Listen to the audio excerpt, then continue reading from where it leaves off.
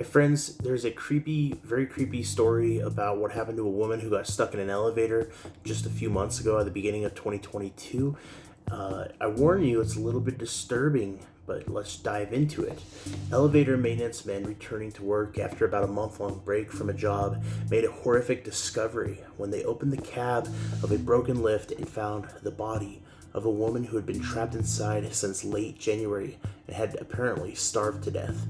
The gruesome incident happened in the western city of Zion and it sparked apparent outrage over the negligence of the elevator repair company and the building's management office. The property managers told reporters that the elevator cab itself was returned to the first floor and taken out of service after workers had confirmed that nobody was inside of it. But police investigators said that the workers simply shouted to check whether or not anybody was inside of it and did not actually open the cab to perform a visual inspection. So authorities said that this case involves gross negligence on the part of the elevator maintenance company and at least one responsible person that has been detained in connection with the investigation. The case has been declared as a negligent homicide. Can you imagine, my friends? Now, the victim was believed to be in her late 30s or early 40s, a woman that was identified only by her surname Wu. Investigators in the case said that the corpse was found, her hands were mangled, apparently due to the attempts to pry open the cab doors. I can see where that would happen to somebody that was stuck for a long period of time with no other options. Although a month-long wait to repair an elevator seems a bit unusual by most standards, many businesses and services grind to a halt during the New Year's holidays when the incident actually occurred at. Although the repair business's official break only lasts for about a week, many of the workers take time off before and after the holidays, which can cause serious disruptions to many commercial services. But questions remain about how the woman in the elevator could have remained trapped for so long without her neighbors or family, realizing what had happened.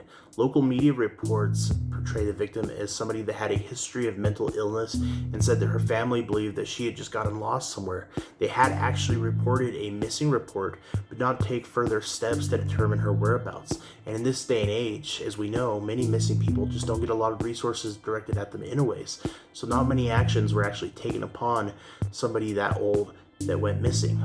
A resident of the apartment complex that this happened in told the local news that the building management service was really poor and routinely ignored residents' requests and complaints about the frequently broken elevators and other matters. There's now a shadow across my heart. It's scary. It gives me shivers to pass by that part of the building, a resident said. To think of this happening in one's own building, a place where people live, a woman dying so slowly and tragically like that, it must be haunting. And after the woman's body was found and discovered, residents staged a protest against the building management. Local officials were taking steps to replace the building management. So just imagine, if you will, my friends, you're getting in an elevator, you're just going about your day, thinking about what you're going to do that night, make for dinner and all that with your family, and all of a sudden the elevator stops running. It goes dark. The doors don't open. You scream, but nobody seems to hear you. You're stuck. And then 10 minutes goes by and you're still stuck. And then an hour goes by and you're still stuck. And then hours go by. Nobody's coming. A first night goes by. You wake up after falling asleep. You're still stuck. You're stuck for days and days and weeks. And eventually, roughly a month.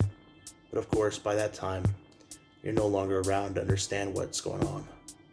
If you guys enjoyed this video, make sure to hit the like button and check out the video up here. I think you'll like it as well. Have a good day. I'll talk to you again. Adios, amigos.